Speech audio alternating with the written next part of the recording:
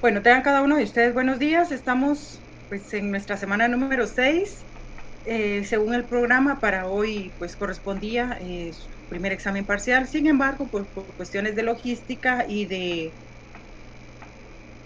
cronograma de actividades, por así decirlo, ya dentro de la universidad, se me indicó que para hoy tenía que avanzar con la clase número 7, toda vez de que su examen será la próxima semana. Así que pues por eso aquí sabemos semana 6 exámenes, pero lo corrí semana 7. La criminología frente a la criminalística. Curso, métodos y técnicas de investigación criminal. Todo. Estoy segura de que estaban muy ansiosos por sustentar su examen, pero tristemente será hasta para la próxima semana. Mientras tanto, pues hay que seguir repasando, hay que seguir leyendo, hay que seguirse actualizando. ¿Y por qué les hablo de la actualizada? Es necesario que estemos muy inmersos en las noticias, en lo que ocurre en el territorio nacional. Tenemos pues una discusión, yo siempre digo, es una discusión innecesaria acerca de que si está vigente el toque de queda, no está vigente, pues sencillamente, bueno. Pero eso es un punto que supongo que ustedes van a discutir entre ustedes como grupo, como curso, o bien en su curso de Derecho Constitucional. No sé si ustedes lo están llevando allá en este semestre. Pero en cuanto al acontecer respecto de los índices delincuenciales, es importante que vayamos estando día a día enterados de qué sucede, precisamente por el tema que vamos a desarrollar hoy, la criminología frente a la criminalística. El objetivo de la clase, pues siempre es darle continuidad al desarrollo del contenido del programa, de manera que puedan lograr ya a estas alturas diferenciar de una forma correcta los términos criminalística y criminología, así como comprender su correcta aplicación en casos pues específicos, ya sea a nivel nacional o en un caso en concreto. Pues no voy a decir que a mí no me pasó, porque sí me costó mucho comprender la diferencia entre uno y otro, y eso que yo estaba trabajando en el tema, o sea, yo estaba inmersa en el Ministerio Público y me costaba mucho diferenciarlo. Había un médico forense, en aquel entonces nos acompañaban médicos forenses y él me decía, no, hombre, que es lo más fácil que puede haber, mire, y me empezaba a hablar y yo me quedaba peor. No quiero que a ustedes les pase, entonces por eso he tratado de que con las clases de una manera, pues no sé, con ejemplos, ilustrándoles a ustedes los ejemplos y la doctrina que he ido encontrando, pero no esa doctrina compleja, sino la doctrina sencilla, fácil de comprender, de analizar, que ustedes no tengan lugar a confusiones, que no se equivoquen en cuanto a en qué momento aplicamos criminalística, en qué momento se aplica criminología. Eso es lo que yo pretendo, que pues que a ustedes se les facilite un poco más que a mí. Quise empezar la clase, aparte de con el objetivo, ilustrando esta escena, con esta presentación. Todas mis presentaciones no son mías, las fotografías, yo toda la información pues las saco de internet, medios de circulación, prensa escrita. En todos los medios de comunicación encontramos siempre hechos violentos. Aquí estamos viendo un acordonamiento. ¿Quién hizo este acordonamiento? Hay Cinta María, que tiene el Ministerio Público, y Cinta María, que tiene Policía Nacional Civil. Aquí vemos que está una Cinta María en la que se ve un logo, ¿de quién? De Policía Nacional Civil. Pero si vemos abajo también, dice Ministerio Público. Entonces, para que cualquiera de las dos entidades puedan utilizarlo específicamente para resguardar escenas de crimen, para resguardar indicios. Es algo tan común para nosotros ver este tipo de cintas, ver este tipo de escenas, es algo cotidiano. ¿Y por qué quise empezar? No sé, tal vez llamando a la imaginación o a la realidad, mejor dicho, de nuestro país, que ustedes conocen, porque quiero hablarles de una gráfica. El titular, esto fue sacado, ya ustedes podrán ver aquí, no estoy plagiando ninguna Y un dato, aquí está la fuente, en la propia gráfica está la fuente. Indica que enero, un mes violento. Tanto a nivel nacional como en la ciudad de Guatemala, los homicidios aumentaron en enero de 2021. Estamos hablando de nuestro año, el año en la actualidad, en comparación con las cifras registradas en mes a mes en 2020. ¿Qué nos hizo bajar o disminuir el índice delincuencial el año pasado frente a este año? Es obvio, ¿verdad? No hay necesidad de que entremos a hacer grandes estudios. Estamos hablando de que el año pasado, la mayor parte del año estuvimos encerrados. La mayor parte del año tuvimos esa limitación en cuanto a la locomoción. Y eso definitivamente se vio reflejado en la disminución de los hechos criminales. Vemos que homicidios en la ciudad capital en enero del 2020, y es cierto, en enero del 2020, o sea, a ese tiempo el año pasado todavía no, en Guatemala todavía no estaba viviendo esa crisis, ya se estaba viviendo en otros países. Enero, pues andábamos tranquilos nosotros, andábamos libres, respirando libres, caminando tranquilos, incluso febrero, marzo, donde ya se nos empezó a limitar muchas cosas. Y no digamos abril, mayo y los meses siguientes. Pero en la ciudad capital, aún en enero del 2020, no sé qué, si fuese esa transición de poderes del organismo ejecutivo que tuvo que ver, no sé qué pasó.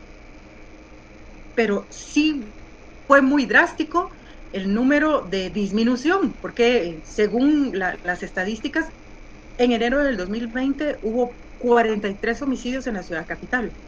43, o sea, estamos hablando de un número bonito, aunque triste, porque quiere decir que 43 familias se vieron afectadas ante la pérdida de un familiar. 43 familias sufrieron un daño cesante y un daño emergente, sin contar pues los daños, no sé, emocionales, familiares, tantas cosas, ¿verdad? Respecto de enero del 2021, estamos hablando de 257 solo a nivel en la ciudad capital. O sea, muchísimos más. Y así si vemos las cifras de febrero, en los años siguientes,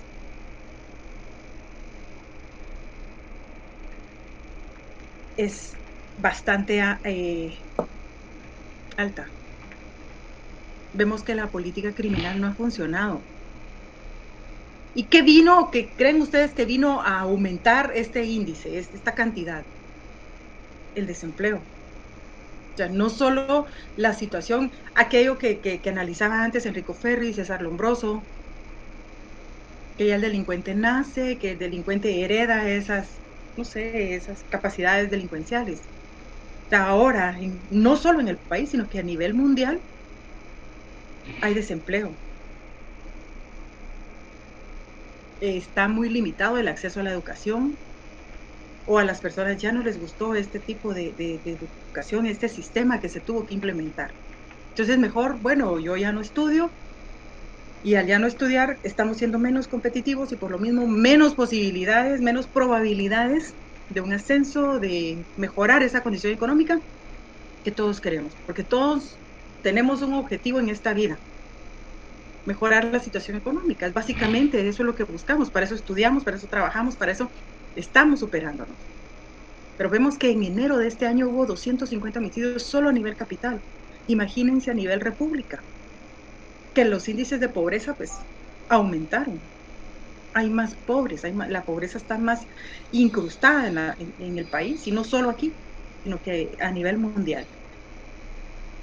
Tomando en cuenta este dato, 43 homicidios frente a 257, pues entremos ya a ver qué tiene que ver la criminalística y la criminología en estos datos violentos, en esta estadística tan triste. Bueno, cada uno de los términos criminalística, criminología, y aquí ya incluyo yo uno más, ciencias forenses, aunque son muy cercanos, no describen el mismo concepto y para muchos es origen de confusión. Lo acepto y se los mencioné al principio, me costaba mucho diferenciar criminalística y criminología. Las ciencias forenses, pues, es un poco más entendible, es un poco más comprensible. Tal vez hasta porque el nombre no es muy parecido. Son muy cercanos, tienen mucho que ver, van de la mano uno con otro, pero no describen lo mismo, no se aplican para lo mismo. Y no debemos nosotros ser de este grupo que se confunde con estos datos. Trabajo criminalístico. Vamos a ver ese trabajo difícil. Cada uno, la criminología, el criminalístico y las ciencias forenses, tienen su grado de complejidad. Debe de tener cada uno experiencia, conocimiento, preparación, talento para desarrollar cada una de estas ramas, para desarrollar cada uno de estos ámbitos. Como dice el dicho, ¿verdad? Zapatero a tu zapato. Yo no me voy a meter a hacer lo que hace un forense, porque no tengo conocimiento, no tengo esa expertise necesaria. ¿El trabajo criminalístico? Pues puede que sí, ese sí es más fácil. ¿Por qué? Porque con la experiencia, y como lo vimos la semana pasada, se van aprendiendo las técnicas y los métodos que se aplican en la realización de este trabajo. Y lo puede aprender yo, lo van a poder aprender ustedes siempre y cuando les interese este tipo de trabajo. Entonces, comprender el cómo y por qué sucedió un hecho delictuoso ayuda a identificar quién es el responsable. De esto se trata el trabajo del criminalista apoyado por los peritos expertos en cada una de las ciencias forenses. Bueno, según la enciclopedia que yo estoy utilizando para poder desarrollar estas clases, la leí y yo decía, bueno, pero aquí solo ve esos dos preguntas, esos dos puntos de cómo y por qué sucedió un hecho delictivo. ¿Cómo? ¿Cómo sucedió? Sí, es importante. Pero al responder usted esta pregunta, no está resolviendo su caso. ¿Por qué sucedió? Algunas veces ni siquiera se logra encontrar, al menos aquí en Guatemala, el por qué una persona está cometiendo un hecho criminal. ¿Qué razones tuvo? Recordemos nuestra clase de Derecho Penal 1, creo que era, donde veíamos el intercriminis, esas fases, la fase interna, la fase externa. La fase interna, que ya nos toca invadir esa psiquis del criminal, del delincuente. Nos toca adivinar su pensamiento. ¿Por qué lo hizo? ¿Qué estaba pensando? Esa fase en la que, como diría Cantinflas, acarició la idea criminal hasta en la fase interna, hasta ejecutarla en la fase externa. Y aquí indica que este trabajo criminalístico busca comprender, yo me diría adivinar, por qué sucedió un hecho delictivo. Definitivamente, al tener estas dos respuestas, le va a facilitar individualizar al sujeto activo, encontrar al responsable. De esto se trata el trabajo del criminalista, dice. Pues sí, pero para poder encontrar quién es el responsable, muchas veces no va a ser suficiente los indicios que va a encontrar en el escenario criminal, sino que se va a tener que pedir ayuda, por así decirlo, o a necesitar la intervención de los peritos expertos en cada una de las ciencias forenses. Por ejemplo, encuentra un papel escrito en letra a mano, necesitará la ayuda de un experto del INASIF, un perito forense, en dactiloscopía, para poder encontrar y determinar rasgos caligráficos que le permitan establecer que su sospechoso fue quien escribió el papel, entonces por lo tanto esta persona estuvo en el escenario criminal, tuvo contacto con la víctima o con el hecho que se está investigando. Es como una cadena, va hilvanando a usted cada cosa, pero esto lleva tiempo. Casi nunca se logra resolver un caso en 72 horas, a menos que sea un hecho flagrante.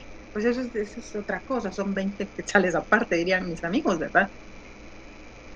Pero ¿qué pasa en las escenas en donde no se logra la aprehensión de una persona flagrante o por cuasi flagrancia? Sino que usted tiene que ir primero establecer cómo sucedió, por qué sucedió, identificar al responsable, luego ya acude a un juez para poder judicializar su proceso, pedir el control jurisdiccional Y en la misma solicitar autorización para pues realizar allanamiento, inspección y registro en determinado inmueble y ejecutar orden de aprehensión de la persona que usted ya tiene individualizada. ¿Cuánto tiempo le llevará aproximadamente llegar a este punto? En el mejor de los casos, cuando sí pueda individualizar al responsable, pero ¿y cuando no? Cuando el trabajo sea muy bien realizado por el sujeto activo, o qué pasa también cuando no es usted el titular o cuando no ha sido usted el titular del trabajo criminalístico por cualquier situación, porque tuvo una emergencia, porque, no sé, se enfermó o lo mandaron a otra diligencia, le enviaron a cubrir otra audiencia y dijeron, bueno, esta escena que la trabaje fulano y una vez que ha trabajado, entrega el caso al titular, le entregan el caso a usted. Se encuentra con muchas desventajas. ¿Por qué? Porque no estuvo en el escenario criminal y la perspectiva de su compañero no va a ser la misma de usted, no es la misma de uno. Cada quien va a trabajar el expediente como mejor le parezca. Pero ¿qué pasa si el punto de vista de mi compañero que trabajó en el escenario criminal no coincide con el mío? Porque al pedirle, mira, ¿y trabajaste esto? No, porque fíjate que yo consideré que no. Dice uno, pues yo sí lo hubiera hecho. Estas situaciones, estas eventualidades van atrasando más este trabajo criminalístico y le da a la población esta percepción de, como lo veíamos en la semana pasada, de impunidad, de inseguridad. Lo que no saben es lo complejo que es. Ahora, regreso a esta presentación. De estos 257 homicidios que fueron cometidos en la ciudad capital solo en el mes de enero, pregunto yo, ¿cuántos? Estamos hablando de enero, ¿verdad? Febrero, marzo, abril, mayo, junio, julio, agosto. 7 meses han transcurrido desde que estas personas fallecieron. ¿En cuánto se ha presentado acusación? ¿O en cuánto se está por vencerse la etapa preparatoria? O va, más sencillo, ¿en cuánto se pidieron órdenes de aprehensión? ¿Por qué? Porque se logró establecer e individualizar al sujeto activo, al victimario. ¿En cuántos? Solo en la ciudad capital. ¿Creen ustedes que las familias de estas personas están satisfechas de los fallecidos, de ver que el tiempo va pasando y conforme pasa el tiempo existen más posibilidades que los casos vayan quedando en el olvido? O al menos esa percepción tienen las personas. Lo que no saben es de que no solo en enero fue violento, sino que febrero y los meses que siguieron. Estamos hablando de un número de 257. Vámonos a los 43 que hubo el año pasado. ¿En cuántos de estos? Son 43, es menos. Solo Ciudad Capital. ¿Cuántas agencias de delitos contra la vida y la integridad de la persona tiene el Ministerio Público? Pues no tendrá menos de 10. ¿Cuántos de esos 43 fueron ya resueltos? ¿2? ¿3? ¿4? O bueno, en esas vamos. Todavía me falta el reporte de cámaras, no ha venido el fotograma, todavía no ha venido el genético, no se ha individualizado a la víctima, no sabemos quién. O sea, tantas trabas que va a tener el trabajo criminalístico, pero es un atraso que no es buscado de propósito, que sencillamente lo complejo de estos trabajos, lo difícil que resulta adivinar cómo y por qué ocurrió un hecho, porque entonces para mí tendría que existir, no sé, el curso o algún perito en, no sé, de esos paranormales, de esos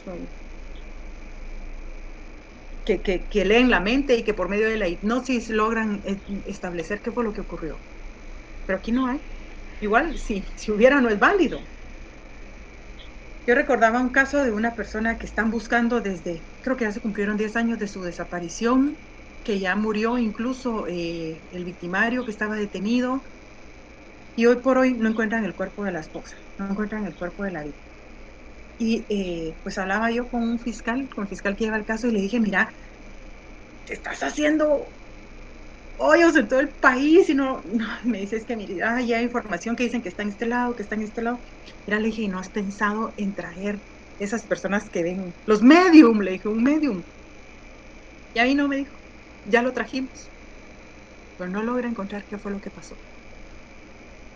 Solo nos da un punto muy, muy amplio de dónde podría estar, me dice, y ni siquiera sabemos si enterrada, incinerada, no sabemos nada, no nos dio más. Y muchas veces las personas que ven esas series de televisión que fantasean hasta cierto punto con los hechos, la gente dice, bueno, ¿y por qué no hacen eso? Porque yo fui una de esas y le dije, mire, ¿por qué no traes un tu medium forense? Eso es de Estados Unidos, te están ayudando, pedí que tal vez te apoyen. Ya lo hicimos, ya tuvimos esa sugerencia, ya practicamos la diligencia, pero no tuvimos éxito. Esa fase de la adivinación que ninguna enciclopedia, que ningún libro, que ningún código nos establece. ¿Por qué? Porque en algún momento van a decir, no, pues ese no es un trabajo que sirva, no es un trabajo técnico, entonces ¿para qué están? Pues para eso precisamente, para ir adivinando. ¿Pero qué? ¿Cómo? Pues valiéndonos del trabajo, de las técnicas y de la experiencia que se ha ido adquiriendo con cada uno de los casos. Y para esto es necesario que que el trabajo criminalístico se apoye con los peritos forenses. Bueno, debe recordarse que no hay delincuente que a su paso por el lugar de los hechos no deje tras de sí alguna huella aprovechable. Y cuando no se recogen evidencias útiles en la investigación, la verdad es que no se ha sabido buscarlas, en virtud de que casi siempre se manifiesta un intercambio de indicios entre el autor, la víctima y el lugar de los hechos. Bueno, regresemos un poco al trabajo criminalístico. Esta Este paso uno, por así decirlo, de recabar indicios en el escenario criminal, debe ser muy minucioso. Lo veíamos también en la clase anterior. Ese poder de observación muy detallado que se debe de tener. Esa mente ágil para poder tratar de adivinar en ese momento, en esa fracción de segundos, qué fue lo que ocurrió, qué me va a servir. Hay trabajo que es de trámite, le dice a uno. Bueno, hay casquillos, es obvio, se los va a tener que llevar. No hay nada novedoso en el trabajo criminalístico. Lo nuevo lo va a tener que implementar quien vaya a cargo del escenario criminal. O alguien más que esté apoyando en el trabajo y que se dirija al encargado y le diga, mire, ¿por qué no prueba hacer tal cosa? Esa mística de trabajo. Ese sexto sentido que se aplica en cada escenario criminal. ¿Por qué? Porque vemos de aquel principio de intercambio de indicios que existe entre el autor, la víctima y el lugar de los hechos. Como dice aquí, no es de que se haya trabajado o que sea un crimen perfecto. No, sencillamente, cuando no recogemos los suficientes indicios del escenario criminal es porque no se ha trabajado adecuadamente. ¿Qué pasa si a usted, que por fin le salió su plaza en el Ministerio Público, le mandan a trabajar una escena criminal? Escena violenta. Porque ahora, bueno, yo me voy mucho a eso, a delitos contra la vida. Uno, porque estuve ahí. Dos, porque no es lo mismo trabajar una escena donde han robado una casa que donde una persona o varias han perdido la vida. O sea, los bienes jurídicos tutelados, pues no sé, tienen su jerarquía también. Y se los decía la vez pasada, un bien patrimonial lo puede recuperar.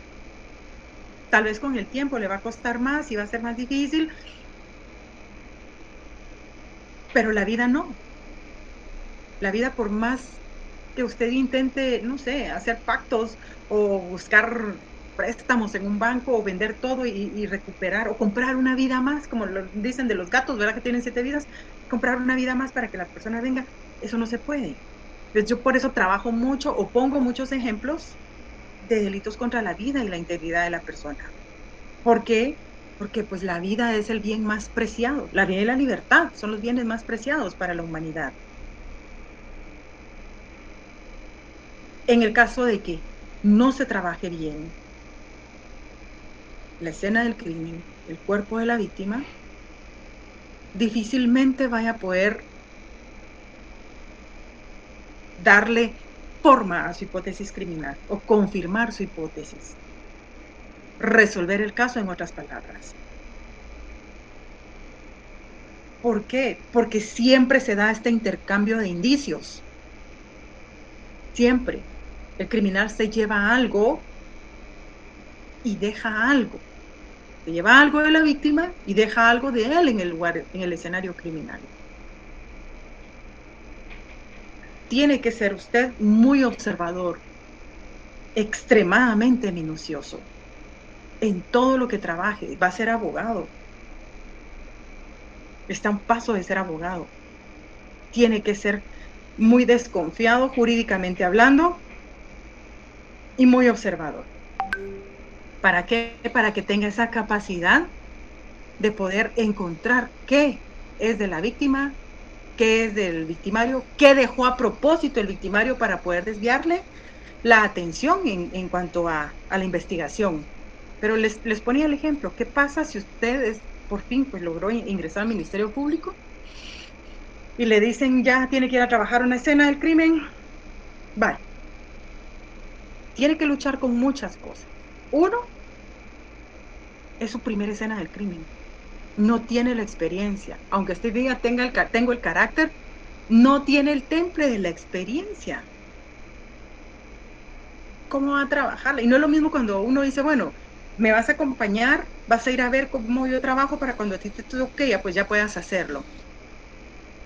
No es lo mismo ir uno de observador o solo de oyente, allá llevar la batuta.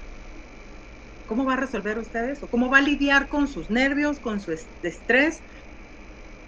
Solo eso le acapara la atención, toda la atención.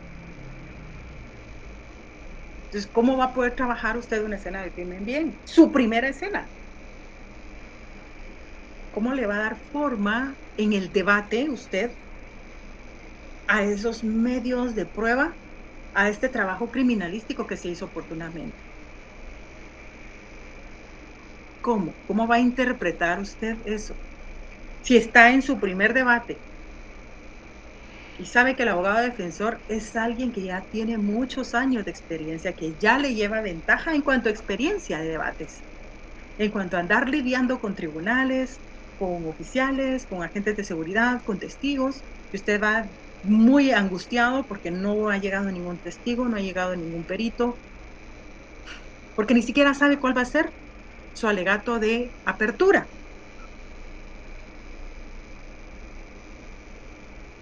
Regreso a la clase de la semana pasada. Ese talento, ese temple que deben tener. Debe de dominar sus nervios, debe de dominar sus momentos de pánico para poder trabajar bien de esta forma las escenas. Y no solo las escenas, sus casos.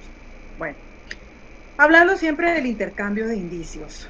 Vamos a ver aquí esta fotografía. Intercambio de indicios. Lo veíamos en el curso anterior también. Los diferentes tipos de escena. ¿A qué escena se va a enfrentar usted? Aquí estamos, ¿en qué tipo de escena? ¿Abierta, cerrada? Es una escena abierta. Pero es una escena abierta en un lugar que topográficamente no es plano. No le va a facilitar a usted llegar. Mire, yo busqué esta porque dije, esto se me figura que es un barranco. ¿Qué va a ir a buscar usted en ese punto? ¿O le va a decir a los bomberos que le suban el cuerpo? ¿Va a bajar? ¿Tiene la condición física para bajar? Pues está bien, yo la tengo. Pero mi equipo tiene la condición física para bajar. ¿Qué pasa si alguien es asmático, si alguien pues tiene algún grado de sobrepeso y puede bajar pero no puede subir? O sea, a esas eventualidades se va a enfrentar usted en este trabajo criminalístico. Vemos que aquí hay 2 bomberos, no sé si hay bomberos ahorita recibiendo curso, recibiendo clases, pero ¿creen ustedes que esto es contaminar la escena del crimen? ¿Constituye esto una contaminación? Están tapando el cuerpo. Ellos se pararon. Estoy segura que ellos no vieron, ay, percatémonos primero si hay huellas de alguien aquí. Ellos llegaron y vieron, lo que les interesaba era establecer si la víctima tenía o no signos vitales. O sea, para ellos la escena del crimen es algo que pasa a segundo plano. ¿Qué va a pasar cuando usted está bien? Pongamos de que habla con su equipo y dicen que es necesario que bajen. Baja con su equipo. ¿Cómo va a ser para distinguir en este trabajo criminalístico que usted dirige qué huellas le sirven y qué huellas no? ¿Cómo va a ser para diferenciar? ¿Qué pasa?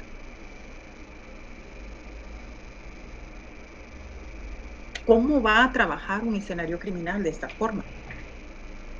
Cuando estaba dando las clases presenciales, siempre trabajaban escenas, el examen final era el procesamiento de una escena de crimen, montada por los estudiantes, trabajada por los estudiantes y luego pues ya el caso casi que era resuelto en su clínica, en los debates. Pero era fácil. Era fácil, ¿por qué? Porque era dentro del patio de las instalaciones donde estaba la universidad, o era en un aula, o era pues afuera en la banqueta. Pero ¿qué pasa cuando nos encontramos en un barranco?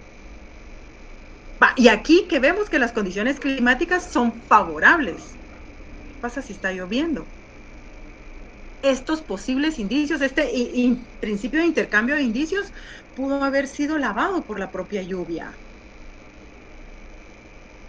O bien, no está lloviendo, pero vemos aquí que hay como un túnel, si lo vemos ahí atrás de uno de los bomberos, da la impresión como que hubiera un túnel. ¿Qué pasa si viene una correntada? Las correntadas, pues, no avisan. ¿Qué pasa si sale una correntada? Se lleva el cuerpo y va, lava el cuerpo. ¿Qué se va a buscar? ¿Qué se va a encontrar? Todas esas hostilidades que eran las que hablábamos la semana pasada, son las que va a tener que, no sé, sortear a lo largo de este trabajo criminalístico. Estoy hablando de la criminalística, que es lo que se aplica en el trabajo de cada hecho concreto. En los 257 homicidios que hubo en enero de este año, tuvo que haberse aplicado trabajo criminalístico. Entró a batear, por así decirlo, la criminalística en cada hecho concreto. ¿Por qué? Porque pues buscaba establecer qué fue lo que pasó, por qué pasó y de esa forma individualizar al responsable de un hecho concreto. Digamos, etimología de la palabra criminalística. Y me comió una. Se divide en los siguientes parámetros. Inicia con criminal. Criminal. ¿Escucharon ustedes aquí la canción? Criminal. Esta palabra inicia con criminal. Designa el crimen. Luego la partícula ista, que hace referencia a un oficio. Ica, que se refiere a la ciencia de. Podríamos traducirlo entonces como la ciencia u oficio encargada de estudiar el crimen. Pero cada hecho en concreto, cada hecho criminal. Tu estilo y tu flow muy criminal, dice la canción. Algo así. Cada delincuente tiene su propia manera de delinquir, tiene sus propias técnicas, ni modo que solo los criminalísticos. Las personas, aquellos asesinos en serie, tienen su propia forma de trabajar. Y van perfeccionando esas técnicas, sus métodos y técnicas, no de investigación, sino de comisión criminal. Igual nosotros, entonces al momento de investigar cada hecho criminal, debemos de ir un paso adelante de las acciones del propio delincuente. Entonces es esta ciencia, este oficio encargado de estudiar el crimen. ¿Por qué oficio? Porque lo puede ir aprendiendo, los métodos y técnicas las va a ir aprendiendo conforme va agarrando esa experiencia en el trabajo que está desarrollando.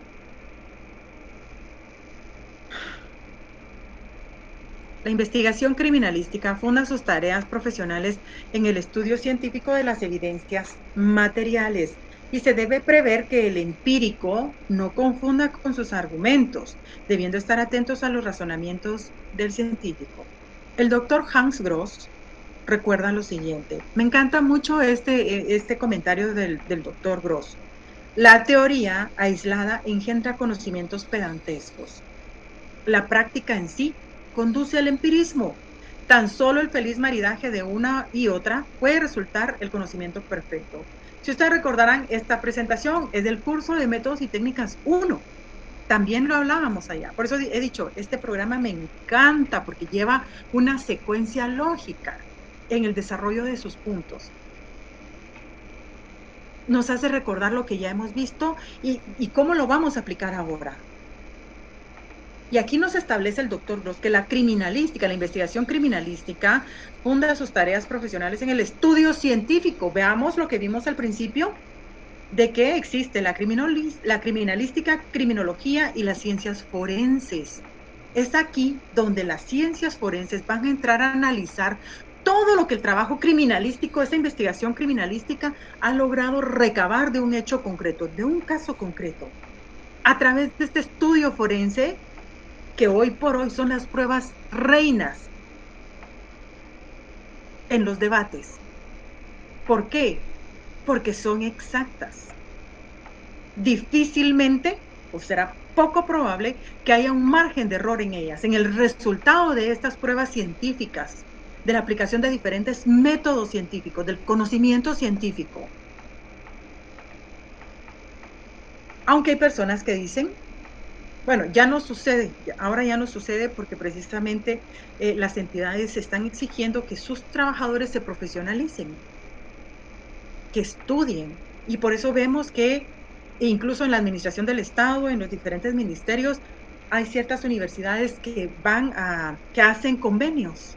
¿Para qué? Para que sus trabajadores consigan becas, tengan más facilidades, no solo económicas, sino en cuanto a acceso de horarios, para poder irse profesionalizando. ¿Para qué? ¿O por qué? No estamos investigando un hecho criminal, pero sí estamos viendo el resultado de la investigación criminalística. Y aplicar el dicho del doctor Gross. No debemos ser solo teóricos, pero tampoco ser solo empíricos. La teoría y la práctica. El empírico es aquel que aprende a hacer las cosas por pura práctica. Yo puedo poner inyecciones de manera empírica. A mí nadie me enseñó. Sencillamente vi cómo lo hacían y empecé a practicar yo solita y aprendí a poner inyecciones. Aprendí a medir la presión. Puedo tomar la glucosa, el azúcar, pero no he recibido ningún curso de enfermería. Es un conocimiento empírico. Pero es necesario que se estudie también, que apliquemos esta teoría de los libros. ¿Para qué? Para que exista ese acoplamiento perfecto en cuanto a la teoría y la práctica. Siempre he dicho, he visto incluso que hay personas que salen a dar declaraciones y hasta se vuelven consultores y dicen es el experto en la materia y hablan solo de teoría. Pero ¿cómo aplico esta teoría a un caso concreto? Si cada uno de los casos es distinto, siempre lo he dicho. Por muy parecidas que las escenas del crimen sean, cada una tiene sus propias incidencias. Cada una tiene su grado de complejidad. No se va a trabajar igual una que otra. Todas son distintas. Entonces, ¿cómo voy a aplicar su teoría, la de este experto, en un caso concreto? ¿O cómo aplico lo que usted está diciendo como experto en la primera declaración? Si en la primera declaración tiene tiempo limitado, porque pues si bien es cierto, el juez está ahí controlando, le va a decir que tiene que ser rápido y que tiene que ser concreto. Bueno, entonces quise retomar esta presentación nuevamente para hacerles ese llamado a la conciencia, al estudio y a la práctica. Y aplica no solo en nuestro curso de métodos y técnicas de investigación criminal, ni el 1 ni el 2, aplica en todo lo de la vida. No podemos ser pedantes teóricos, no podemos ser empíricos en cuanto a, yo ya lo puedo hacer y no necesito estudio.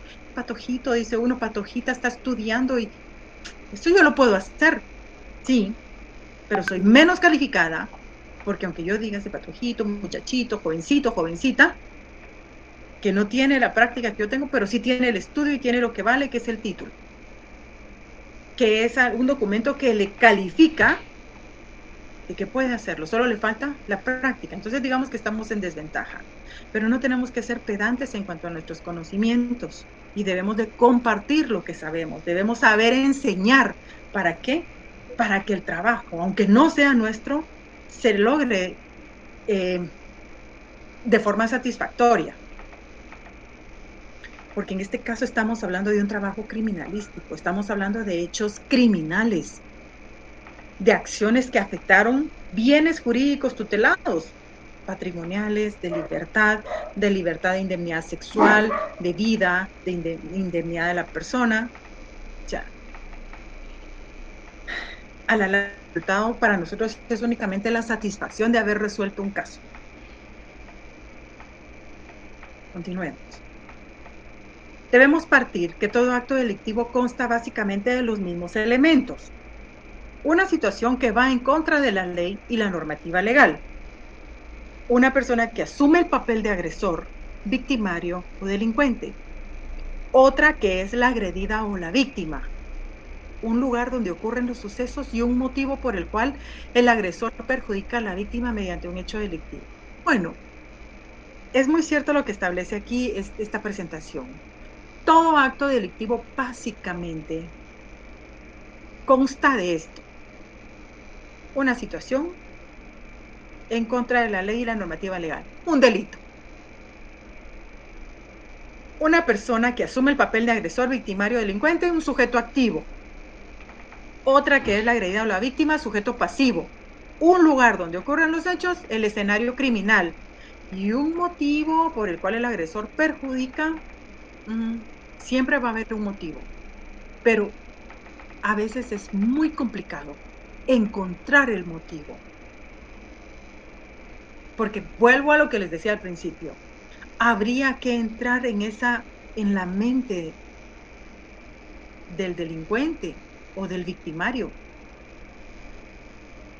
para poder adivinar, para poder entender, porque él no le va a decir el motivo, ¿no? Difícilmente le va a decir, es que fíjese que yo lo hice por tal cosa. No lo va a hacer. Casi siempre se abstienen de declarar y al abstenerse de declarar los sindicados, no le da chance de que usted pregunte. Lo va a tener que averiguar, lo va a tener que investigar. Lo bueno es de que en nuestro proceso penal, si no se encuentra el motivo, eso no quiere decir de que le dé ese privilegio, por así decirlo, el delincuente, y que con esto no se va a lograr destruir su presunción de inocencia. Si no se encuentra el motivo o el por qué, pues sencillamente el tribunal no le va a decir, ay, como la fiscalía no pudo encontrar el por qué o el motivo, se dicta una sentencia absolutoria. No pasa. Al momento de que esto se resuelve, el tribunal de sentencia, cuando no se logra establecer el motivo, hace referencia a que se desconocen las causas por las cuales cometió el hecho. Porque si pudo, a través de ese trabajo criminalístico, demostrar quién, a quién, qué, cómo, dónde y cuándo, el por qué en esas preguntas queda de último. Con esas 6 preguntas que usted logre demostrar, estoy segura que va a tener una sentencia condenatoria siempre y cuando esté desde el lado de la fiscalía. Pero si es un trabajo bien hecho. Porque si es un trabajo que queda corto, sepa que el abogado defensor o la abogada defensora va a percatarse de este trabajo criminalístico que no está completo. Y le va a destruir en principio aplicando aquel principio de contradicción, que lo veíamos también en clases anteriores. ¿En qué consiste el principio de contradicción? Cada uno de los sujetos procesales va a tratar de destruir lo que está diciendo o lo que está demostrando, lo que está poniendo a la vista. Si usted como fiscal, en el caso de que esté en la barra acusadora, sabe que el trabajo criminalístico no fue hecho de una forma minuciosa, cuenta o corre ese riesgo de que le destruyan su hipótesis criminal y que al final del debate no logre demostrar cada uno de los hechos que usted está pretendiendo en su plataforma acusatoria y en su plataforma probatoria. Así que, aquí vemos así como las premisas que veíamos también en clases anteriores, en cursos anteriores. ¿Cuáles son las premisas? Lógica jurídica, premisa mayor, premisa menor y el resultado. Aquí siempre tiene que haber un sujeto activo, un sujeto pasivo, un escenario criminal y un motivo. Que si lo logra descubrir, pues qué bien. Pero y si no, tampoco le va a otorgar en forma inmediata la libertad al agresor. Que las situaciones se cometan en hechos muy particulares, aunque sean muy parecidos, eso es distinto. Y es por eso de que se debe trabajar cada escena de forma diferente. Habiendo hecho un recuento y poniendo ejemplos, poniéndoles ilustraciones del trabajo criminalístico, entonces vayamos ya a ver qué estudia la criminalística. Y la criminalística estudia la manera en que se cometió el delito y quién lo cometió. De modo que se encarga de responder a las interrogantes. ¿Quién fue el agresor? ¿Quién fue la víctima? ¿Dónde ocurrieron los hechos? ¿Y cuál fue la situación delictuosa? Según la enciclopedia tomo 2 de criminología, que yo estoy utilizando para poder desarrollar la clase, establece que son 4 interrogantes las importantes, las que va a determinar la criminalística. Nosotros aquí en la práctica, en el Ministerio Público, pues se añaden 2 más. ¿Cuándo? ¿Quién? ¿A quién? ¿Y qué? ¿Qué le hizo? Esas 2 más. Entonces, el trabajo de la criminalística, como ustedes ya lo ven aquí, va a buscar quién fue el agresor, quién lo hizo. Estamos hablando de hechos concretos. La criminalística se aplica en cada comisión de delito, en cada hecho criminal cometido. El Código Penal tiene un montón de delitos. Código Penal. Ley contra el femicidio tiene otro montón de delitos. Cada uno es ley de armas y municiones, ley contra el lavado de dinero, ley contra la delincuencia organizada, ley contra la narcoactividad. Hay tantas leyes. En cada comisión de estos hechos va a entrar la criminalística, porque se aplica este trabajo criminalístico, cada hecho en concreto. Esa es la diferencia. Esto es lo importante que ustedes no tienen que confundir y no tienen que olvidar. La criminalística estudia la manera en que se cometió el delito y quién lo cometió. Punto. Hasta ahí. ¿Por qué? Porque pues esto le va a ilustrar a usted de mejor manera, de modo que se encarga de responder las interrogantes. ¿Quién? ¿A quién? ¿Dónde? ¿Y cuál fue la situación delictuosa? A partir de estas respuestas parciales, es posible reconstruir los hechos para determinar la manera con certeza de cómo sucedió el hecho. Con certeza, aquí les puse certera, pero es certeza. De manera certera cómo sucedió el hecho, perdón, estaba leyendo mal.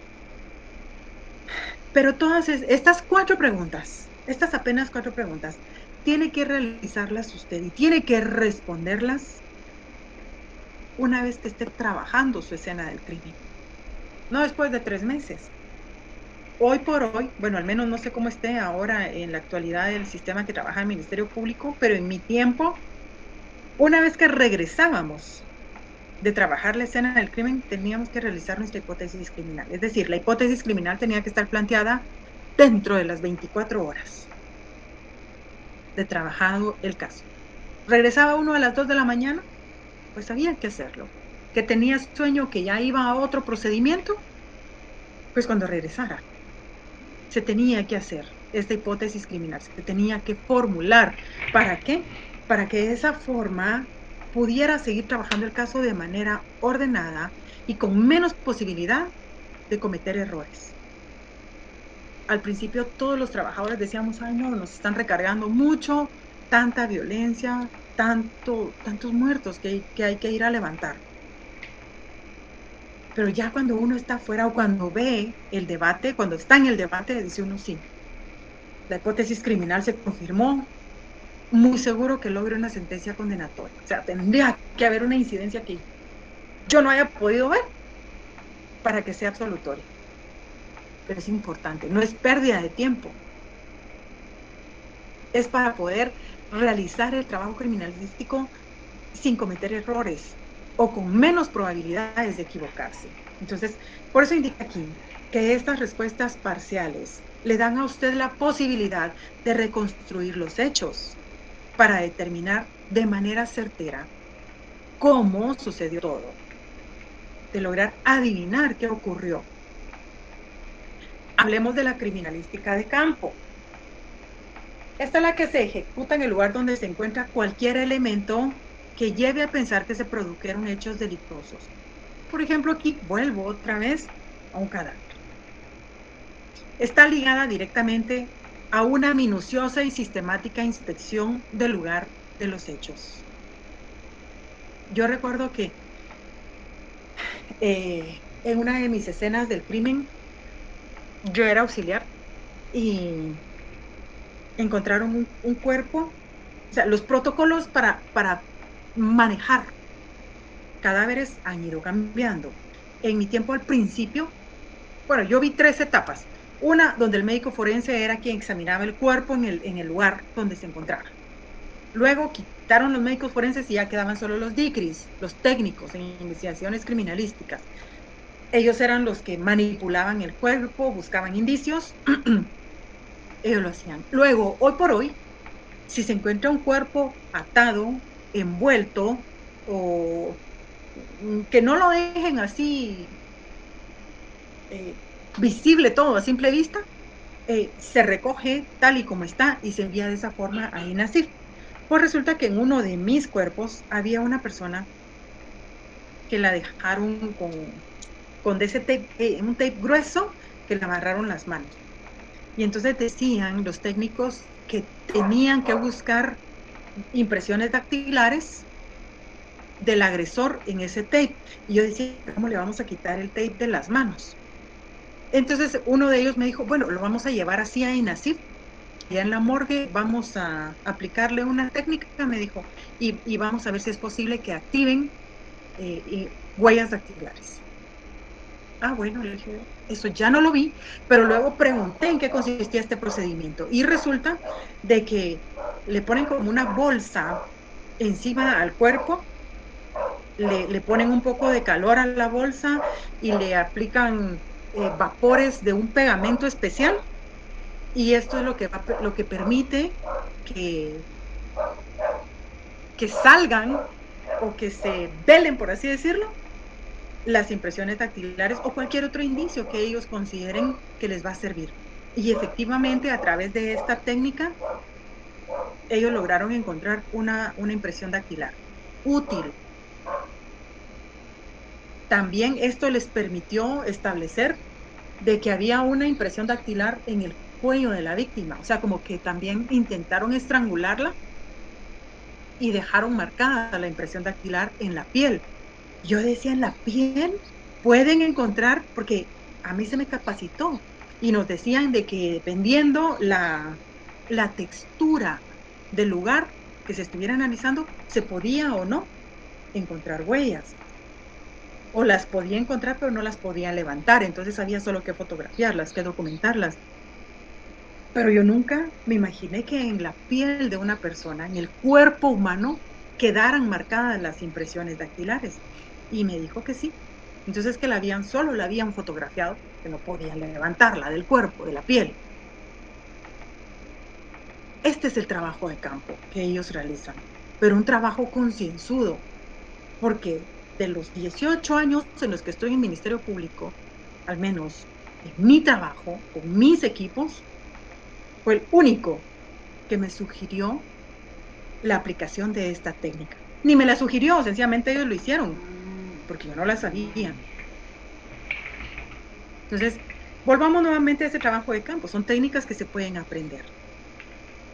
este trabajo más minucioso se ejecuta en el lugar, pero vean que aquí dice donde se encuentra cualquier elemento que puede llevar a pensar que produjeron hechos delictivos. La mayor parte de veces es muchísimo más complejo recabar indicios en un cadáver por la rigidez, por la descomposición corporal que ya es natural en el ser humano, por el lugar en donde fue encontrado. O sea, ¿qué puede encontrar uno en un cuerpo o qué indicios va a encontrar? Por ejemplo, cuando estuve aquí en un municipio que está cerca de uno de los lagos de aquí, que se encuentran cerca en la capital, entró la llamada y decían, fíjese que hay un cuerpo que está flotando ahí en el lago. Entonces, cuando llegamos nosotros, efectivamente estaban los bomberos, los hombres rana, le amarraron un lazo en la cintura y lo tenían ellos detenido porque, pues obvio, el cuerpo estaba flotando y se lo iban a llevar. Entonces, no sabían si sacarlo o dejarlo ahí. Entonces, cuando ya nosotros llegamos, pues bueno, pues sáquelo porque no nos podemos meter nosotros al agua. Igual, ¿cómo hace usted para saber dónde le quitaron la vida a esta persona? ¿De dónde viene el cuerpo? Entonces se empieza a preguntar, ¿qué ríos desembocan aquí? ¿De dónde pudo haber venido? Y conforme iban sacando el cuerpo, lo iban así jalando a la orilla, nos percatamos de que el cuerpo tenía, aparte, amarrados en los pies, unos bloques de adoquín, que no cabe duda que sus victimarios le pusieron para que el cuerpo no saliera a flote, sino que se hundiera. Eso era lo que ellos pretendían. Pero dada la descomposición, los gases que empieza a generar el cuerpo, ¿han visto ustedes en medicina? Sí llevan ustedes medicina forense. Bueno, no sé si en su curso de medicina forense les han dicho o les van a decir las etapas de descomposición del cuerpo. Y hay una que le llaman la saponificación. ¿En qué consiste la saponificación? Ustedes han visto los sapos cuando se inflan. Así se pone el cuerpo humano cuando está descompuesto en agua, cuando se descompone en agua. Y este cuerpo ya iba en ese estado. Estaba hinchadísimo, estaba así redondo. A puras penas se distinguía que era un hombre.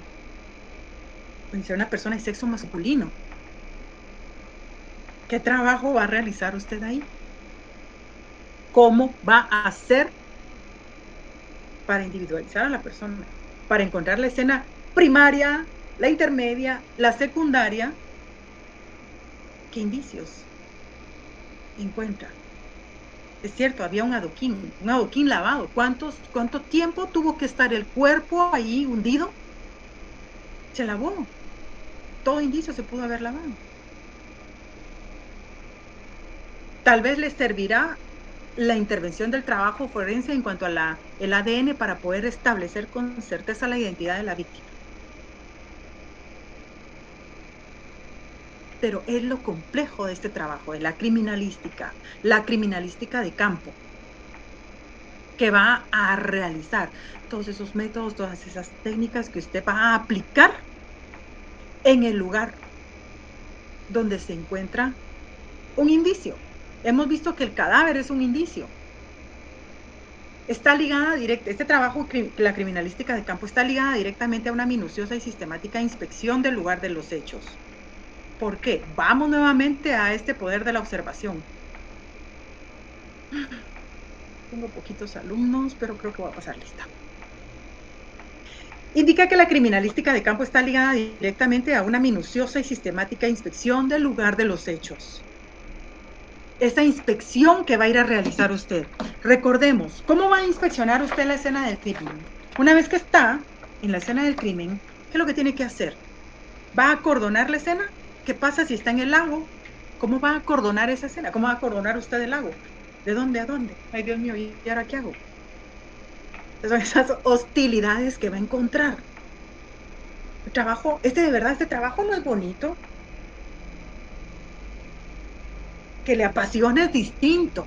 Que le encante hacerlo y que sueñe con algún momento, ay Dios mío, voy a estar trabajando mi escena del crimen, voy a salir mi espalda va a salir en una primera plana y voy a saber yo que ese soy yo, que está ahí, en la primera plana de todos los medios de prensa escritos, ahora los que andan también los virtuales.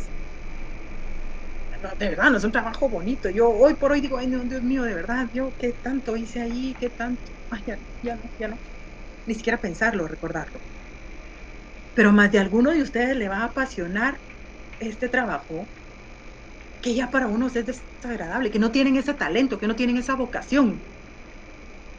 Pero no se trata solo de querer decir yo quiero ser, no, tiene que dar resultados buenos, resultados positivos. Debe tener esa mística para buscar minuciosamente y sistemáticamente la inspección del lugar de los hechos. La criminalística de campo hace referencia a los procedimientos utilizados por los investigadores para descubrir, fijar, recolectar y embalar los indicios físicos encontrados en la escena de los hechos. Aquí en la criminalística de campo es donde indica que va a aplicar usted esos procedimientos. Por ejemplo, recordemos el curso pasado, los métodos, métodos de búsqueda de indicios. ¿Qué métodos de búsqueda podemos aplicar? ¿Cuáles existen? Método de franjas, recordemos un poco. Método de franjas o líneas, método de rejas o cuadrícula, método de espiral, círculo o círculos concéntricos y sistema de zonas, sectores o cuadrantes. Al menos aquí en Guatemala, esos son los únicos 4 métodos que usted va a poder aplicar. ¿Por qué? Porque son los que contempla el manual de normas y procedimientos para el procesamiento de la escena del crimen. Ay, sí que yo en la tele vi que se aplicaba el otro, sí, pero aquí los válidos son estos. Y dígame, en una escena donde hay agua, donde un cuerpo está flotando en un lago, ¿qué método de búsqueda va a aplicar? ¿Cómo va a descubrir, fijar, recolectar, embalar los indicios físicos encontrados en la escena de los hechos? Si parte del protocolo, vuelvo a este cuerpo, que ya no me acuerdo ni en qué terminó ese caso, este cuerpo que flotaba en el lago. Como parte del protocolo para poder individualizar a la víctima, se hace una ficha necrodactilar. ¿Qué significa eso? Así como cuando uno va a sacar su licencia, que le fichan a uno todos sus deditos, pero está uno vivo. Lo mismo se hace solo que con los cadáveres. Se aplica la ficha. Pero resulta que el pulpejo, que es donde están las impresiones dactilares, cuando intentaron ponerlo, echarle tinta en los dedos, eso se desprendía. O sea, como dice uno, cuando está mucho tiempo en las piscinas, uno se pone todo churruco. El cuerpo estaba así, estaba deshidratadísimo. Entonces, cuando intentaron echarle tinta, me dice el técnico, mira que Hilita, fíjate que se le despega el pellejo. ¿Qué hacemos? ¿Qué hace uno? Son esas incidencias que no nos las enseñan ni los libros, ni el manual de normas y procedimientos para el procesamiento de la escena del crimen. ¿Qué se hace? ¿Qué método aplica usted ahí? Busquemos indicios. Ay, sí, que vamos a buscar. Y hasta los bomberos dijeron, por favor, cuando estaba tratando de ficharlo, tóquelo con mucho cuidado al técnico que estaba haciendo este trabajo criminalístico de campo. Tóquelo con mucho cuidado porque puede explotar el cuerpo. Está demasiado hinchado. Va a estallar, revienta, tiene demasiados gases adentro del cuerpo.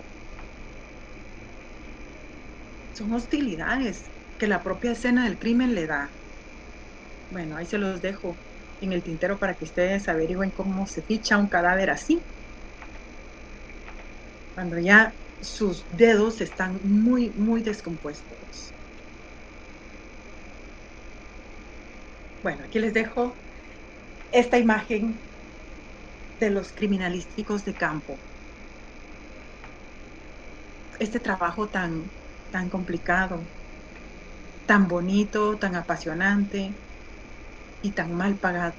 Una vez a mí me invitaron a una estación de radio en el año 2017 y que pues tenía que hablar sobre el Ministerio Público. Entonces le dije, bueno, yo voy, pero de una vez sepa que yo voy a ir a decir de que ellos necesitan un aumento salarial.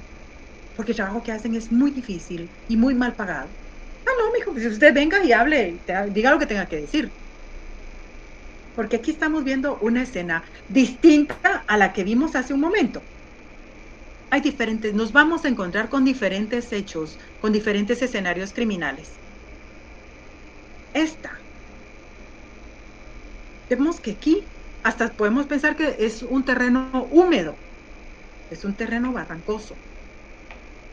¿Cómo va a hacer usted para sacar este cuerpo? ¿Quién lo va a sacar? ¿O va a bajar usted? Y una vez que baje, ¿quién le va a dar la orden del traslado del cuerpo? ¿Qué indicios? ¿Cómo los va a trabajar? Es una escena abierta. Aquí estamos viendo también una escena abierta, pero vemos que aquí está un terreno plano. Solo vean cuántos indicios había en este escenario criminal. Solo veamos cuántos indicios marcaron estos los criminalísticos, el trabajo de los técnicos, de los DICRIS, técnicos en investigaciones criminalísticas. El número que está frente a mí me marca 37, pero no sé si hay más. O sea, la fotografía solo captó estos 37 indicios, ni siquiera sé dónde está el 1, 2, 3. Aquí se concentran algunos nada más. ¿Qué estará documentando este técnico? ¿Qué estará? ¿Será un casquillo? ¿Será una ojiva? ¿Será una colilla de cigarro?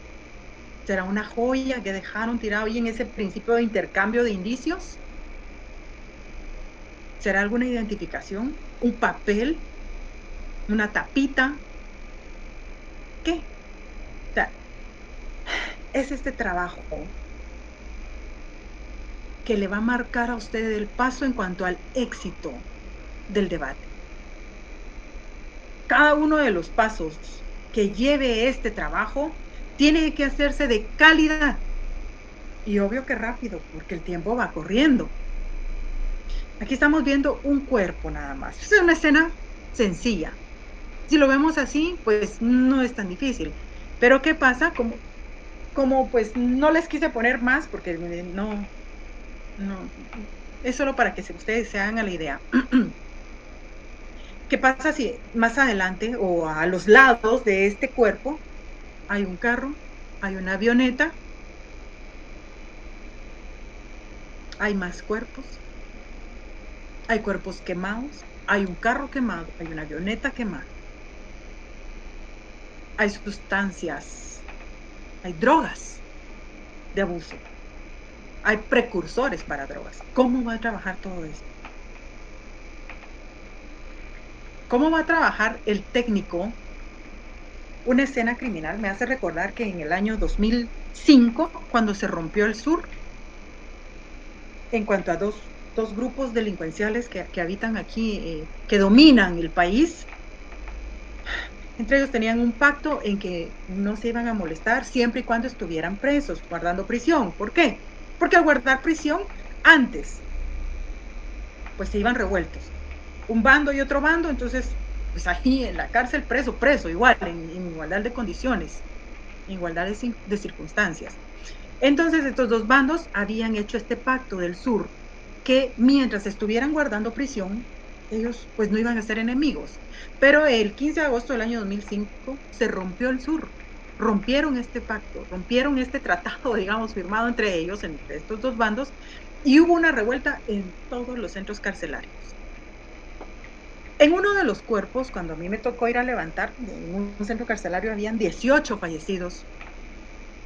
Y cuando los policías quisieron sacar, porque yo no quise entrar a la cuadra donde estaban todos los cuerpos, por lo mismo ponía en riesgo la vida de mi equipo y la mía también. Entonces les pedí por favor a los policías que sacaran los cuerpos y que los pusieran en el patio todos así apilados. Después íbamos a entrar a trabajar adentro, pero ya sin cuerpos. Resulta que después el policía me dijo, licenciada, ¿qué puedo hacer? Porque hay un cuerpo allí. ¿Ven ustedes la forma en que quedó este cuerpo? Por eso me recordé. Y quedó con una granada. Tiene la granada aquí en el estómago. Entonces, no podemos ver si ya la tiene, le quitó el seguro. porque al soltarla es donde se activa la granada. ¿Qué hacemos? ¿Cómo se trabaja? Y a uno nadie le enseña, de verdad. O miren esta escena que va a hacer. Y uno va muerto de miedo porque aunque yo ya tenía muchos años de experiencia, estar en ese ambiente.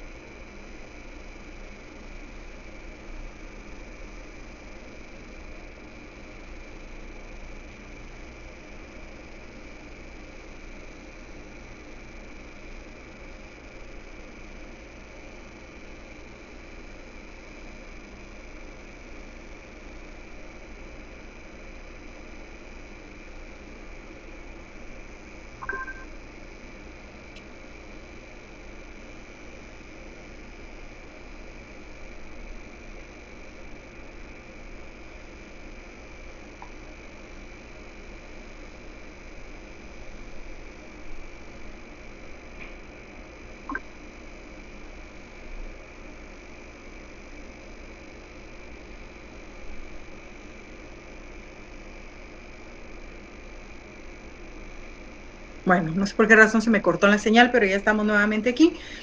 Y les indicaba que del trabajo que realice, el trabajo criminalístico de campo, va a dar usted la percepción a la sociedad. Pero hoy por hoy lo que se percibe es inseguridad e impunidad, porque las personas de verdad difícilmente vayan a aceptar cuando le dicen, es que mire, cuesta, no he podido, no he encontrado. Pero veamos entonces, la criminalística como ciencia. Es una ciencia, porque su conocimiento y sus métodos responden a los criterios científicos. Es una ciencia auxiliar porque su razón de ser es analizar y extraer datos de las evidencias y darlos a conocer a las autoridades judiciales, más no juzgar. Sencillamente le da a las autoridades judiciales, a los sujetos procesales, el resultado de lo que ha analizado, pero no va a invadir esta función de juzgar. Eso no le compete. Interdisciplinariedad. La criminalística es una ciencia interdisciplinaria porque se requiere la participación de expertos en diferentes áreas para aclarar las causas y los motivos de un hecho delictuoso. Vemos aquí cómo la criminalística va muy de la mano, como lo vimos al principio, de las ciencias forenses, porque es de aquí, de ellos, de donde se va a apoyar para que sean estos los que por medio de la aplicación del método científico le den los resultados que le permitan aclarar las causas y los motivos de un hecho delictuoso. Bueno, ya hablamos de la criminalística. Hoy vamos, entonces ahorita en el tiempo que nos queda, vamos a hablar de la criminología. Esta foto pues la tomé y es la que tiene la enciclopedia para hablar de la criminología. ¿Qué es la criminología? Bueno, entremos ya de esto. El criminal, el crimen y el derecho son tres conceptos. Esta es la triada de la criminología y a lo largo de la historia ha sido estudiada desde diferentes ópticas. Las interrogantes detrás de cada delito y de cada delincuente es su objeto de estudio. Aquí no va a estudiar un hecho en concreto. Aquí no va a ver qué pasó, por qué lo hizo, quién lo hizo, a quién lo hizo. No, aquí va a estudiar al criminal, a los criminales, así a todos los criminales del mundo, diría el de la tele, el crimen y el derecho. Estos tres conceptos son el objeto de interés para la criminología. Se discute si la criminología debe ajustarse o no a las definiciones de los delitos previstos en las leyes penales. Y en relación a ello, Leibniz, Labastine y Stanciu sostienen que lo cierto es que las definiciones jurídicas no son aquí de utilidad alguna. Es decir, las definiciones de cada tipo penal no les van a interesar. En efecto, los códigos penales no dan ningún criterio para el conocimiento del criminal. El Código Penal no nos dice a nosotros, homicidio, comete homicidio que le diera muerte a una persona. La persona que le da muerte a otra persona es aquella que sufrió, no sé, ciertos daños en su infancia, que cuando era pequeño se cayó, se golpeó la cabeza, que es un niño no querido, que es un niño, no sé, muy golpeado. No nos dice eso. No nos da ningún criterio para el conocimiento del criminal. Sencillamente, los códigos penales, no solo el de que aquí habla todos, únicamente encuadran esas conductas que son reprochables y que no le van a ser de utilidad a la criminología, pero sí a la criminalística. Conceptos de criminología. César Lombroso publicó el Tratado Antropológico Experimental del Hombre Delincuente. Esto fue el 15 de abril de 1876 y esta es la fecha oficial del nacimiento de la criminología como ciencia, a la cual le dio el nombre de antropología criminal. O sea, en aquel tiempo, en 1876, César Lombroso fue el primero que empezó a analizar. Pero en aquel entonces no le dio el nombre de criminología, sino antropología criminal.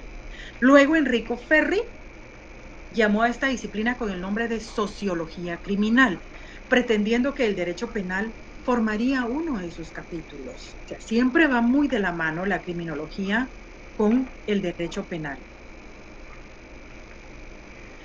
Siempre en este hilo de conceptos de criminología, en 1885 Rafael Garófalo publicó su obra denominada Criminología, y esta denominación ha sido la más aceptada. Vemos que desde 1876 con César Lombroso, luego Enrico Ferri y ya en 1885, casi 9 años después, Rafael Garófalo fue perfeccionando el término. Y al indicar criminología, pues todos coincidieron que ese era el término más aceptado. Hoy por hoy, ya en el 2004, y cuántos milenios después, el maestro Octavio A. Orellana cita: la criminología es una ciencia sintética, causal explicativa, natural y cultural de las conductas antisociales. Ya no se queda así tan en el aire. Es una ciencia sintética, causal explicativa, natural y cultural de las conductas antisociales. Aquí vamos a ver por qué. Es una ciencia, en virtud de que tiene, siempre en la definición del doctor Octavio, es una ciencia en virtud de que tiene objeto y métodos propios, así como fines específicos. Es sintética, ya que se trata de una ciencia a la que concurren varias disciplinas como biología, sociología, psicología, entre otras. O sea, es decir, se va a apoyar de estas ciencias para poder desarrollar su trabajo, pero todas en estrecha independencia. Es decir, no la psicología, que es parte de la criminología, no. Cada una en su rama independiente. No es un conjunto de ciencias, como podríamos definirlo. No es un conjunto de ciencias, aún cuando se vale de la biología, sociología y psicología, entre algunas otras. No es un conjunto de ciencias, sino una síntesis, un todo coherente para explicar las causas o los factores o motivos de las conductas antisociales. Vemos nuevamente la diferencia de la criminología versus la criminalística. La criminalística va a estudiar un hecho concreto. Aquí, la criminología va a estudiar estos factores, motivos de las conductas antisociales en general. Fenómenos criminales, como les llamamos en la actualidad. Se trata de una ciencia causal explicativa. ¿Por qué? Porque pretende descubrir las causas o los factores que influyen en el fenómeno criminal y explicar con principios y leyes tales fenómenos y buscar la prevención del delito, que es uno de sus capítulos fundamentales.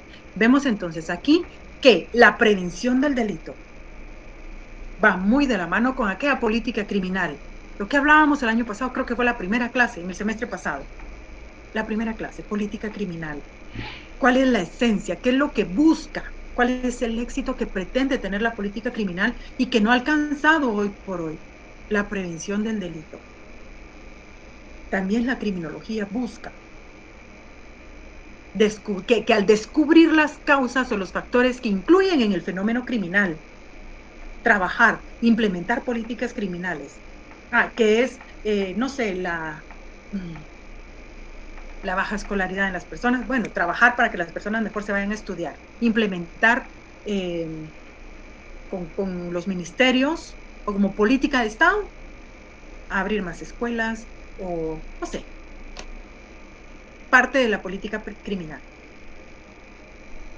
Pero busca la criminología encontrar realmente la raíz del por qué sucede todo esto, por qué se da el fenómeno criminal.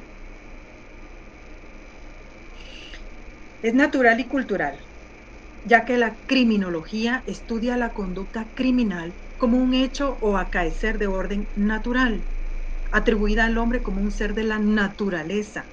Es decir, ve que las acciones del hombre en cuanto a la comisión de hechos delictivos son tan naturales. Esa misma naturaleza humana le lleva al hombre, al ser humano, a cometer actos delictivos. Y esto es lo que va a estudiar como ciencia. Por eso es natural. Y es cultural, porque además de la individualidad biológica natural, el delito, es decir, la conducta antisocial, es un producto social, es decir, cultural. Es cuestión de cultura. ¿Por qué se cometen delitos? Todo delito se produce dentro de un contexto natural, social y cultural. Así de sencillo. Pero esto viéndolo desde la perspectiva de la criminología. Ciencia causal explicativa. ¿Por qué es una ciencia causal explicativa? La criminología es una ciencia causal explicativa porque busca comprender los fenómenos que estudia. Responde a las interrogantes. ¿Por qué y para qué? Del delito y del delincuente. Aquí no solo del delincuente, como en la criminalística, sino que aquí también del delito. ¿Por qué el delito? ¿Por qué existe el delito? ¿Para qué existe este delito? En tanto que la criminalística es una ciencia aplicativa porque responde a interrogantes prácticos, como el hecho delictuoso, tales como quién, cómo, cuándo, de un hecho concreto, no de algo en general, del delito y del delincuente. La criminalística va más que todo a las personas involucradas en ese hecho concreto, en tanto que la criminología es en general. Posturas criminológicas a través del tiempo. Dentro de este marco, investiga al hombre delincuente para saber por qué delinque. De tales indagaciones concluye que siendo la ley un reflejo de la realidad social, el criminal al violarla contraviene esa realidad jurídicamente establecida y ordinariamente acatada, porque regularmente todos respetamos las leyes. Aquel que va a cometer un hecho delictivo es en menos porcentaje frente al que la respeta.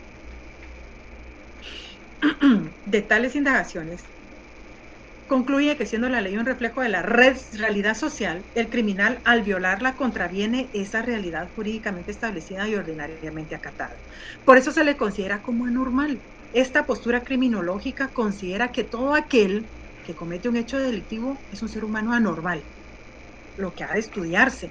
Entonces son los fenómenos que hacen posible ese comportamiento anormal y se encuentran tres categorías. Individuales, físicos y sociales. Entre lo individual encontramos los orgánicos y los psíquicos, los físicos, el ambiente, los sociales, familiares, políticos y económicos. Descubiertas las causas del comportamiento criminal, el criminólogo positivista aconseja segregar al delincuente para someterlo a un tratamiento penológico rehabilitador que le permita convivir con la realidad social establecida sin el peligro de que vuelva a disturbarla. Esto es básicamente lo que busca esta postura criminológica, reinsertar al delincuente nuevamente a la sociedad con la certeza de que no va a volver a cometer un hecho criminal. Bueno, esta es la clase desarrollada para este día. Agradezco su atención y les deseo éxitos en sus exámenes, no solo en el mío, sino que en todos los que vayan a sustentar hoy y la próxima semana. No, la próxima semana. Hasta luego, les deseo un feliz fin de semana.